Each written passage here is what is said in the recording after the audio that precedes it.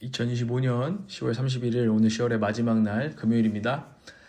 오늘은 사울에 대한 묵상을 한번 해보면서 우리에게 주시는 메시지를 같이 나눠보도록 하겠습니다. 사울의 초기 모습. 남다른 체격 조건, 젊고 잘생겼으며 온 백성 가운데 이만한 인물이 없다는 평을 들을 정도로 인기도 많았다. 암몬의 군대가 쳐들어왔을 때 의분을 가지고 일어나 담대히 싸웠던 사람이다. 또한 하나님께서 택하여 영적인 체험, 성령의 체험도 허락받아서 경험한 사람이었다. 그런데 사울은 타락했다. 사실 사울을 왕으로 기름 부으실 때 하나님께서는 백성들을 블레셋 사람의 손에서 구해내기 위함이라고 말씀하셨다. 사무엘상 9장 16절.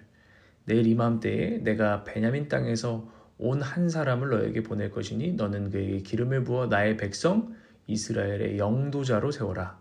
그가 나의 백성을 블레셋 사람의 손에서 구해낼 것이다. 나의 백성이 겪는 고난을 내가 보았고 나의 백성이 살려달라고 울부짖는 소리를 내가 들었다. 그런데 사울은 이 부르심을 믿지 못하고 블레셋 군대와 골리앗 앞에 두려워 떤다. 결국 그의 아들 요나단, 어린 소년이었던 다윗이 그 사울의 사명을 감당하기 시작한다. 여기서 사울이 정신을 차렸으면 좋았을 것이다. 그러나 그는 오히려 불같은 질투심에 사로잡히고 성령이 아닌 악령으로 충만하여 분노와 질투의 노예가 되고 만다. 결국 사위로 삼았던 다윗을 죽이려고 하고 하나님의 제사장들을 감히 잡아 죽이는 만행을 저지른다. 사울, 그는 소명과 사명을 잃어버린 상태에 빠진 것이다. 하나님의 소명과 사명을 잃어버릴 때 사람은 악하고 게을러지고 타락한다. 내게 주신 부르심을 발견해야 하고 잊어버려서는 안 된다.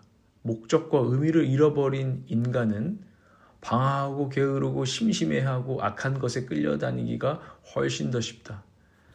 사울처럼 자기가 받은 사명을 남들이 감당할 수밖에 없도록 해서는 안 된다. 함께 감당하는 것은 좋은 것이지만 말이다.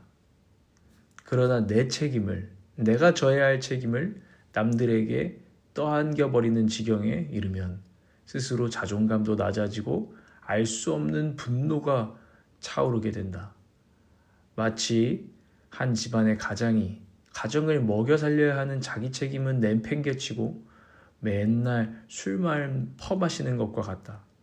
괜시리 미안한 마음이라 여기며 가족들에게 화를 내고 폭력을 쓴다. 이런 피해의식을 갖기 때문일 것이다. 내가 책임을 다하지 않고 있다고 니들은 여기고 있어. 나를 그런 식으로 보지 말라고. 가정에서, 직장에서, 교회에서, 사회에서 당신을 부르시고 보내신 하나님께서 어떤 책임을 맡기셨는가? 회피해서는 안 된다. 나는 사역을 게을리 준비하거나 집안일 가운데 내가 감당해야 하는 일을 미룰 때 스트레스를 받는다.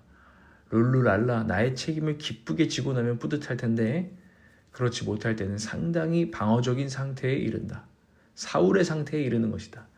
사울이 피해의식에 쩔어서 창을 잡아 던지듯이 조금만 나에게 눈초리를 보내는 아내나 혹은 사람들에게 공격적이 될 때가 많다.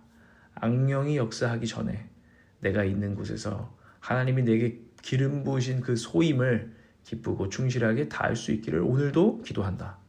청소기를 돌렸고 지금 수건 빨래가 돌아가고 있다. 오늘까지 성도들에게 또 전할 하나님의 메시지를 원고에 정성스레 타이핑을 마칠 것이다. 성령 충만하게 소임을 다하는 삶을 살기를 원한다. 사랑하는 여러분, 제 묵상을 들어주셔서 감사합니다. 사울은 블레셋에게서 백성을 구원하라는 소명을 받았지만 안타깝게도 그 소명을 던져버리고 그 소명을 대신하고 있는 자기의 아들 요나단이나 다윗에게 엄청난 질투심을 느끼고 맙니다. 내가 해야 될 일을 처리해주고 있는 그들이 미운 것입니다. 그래서 악령에 시달렸습니다. 우리도 사울과 같은 상태에 책임을 다하지 않고 되려 분노와 질투와 자괴감에 빠져버리는 상태에 들어갈 때가 있습니다.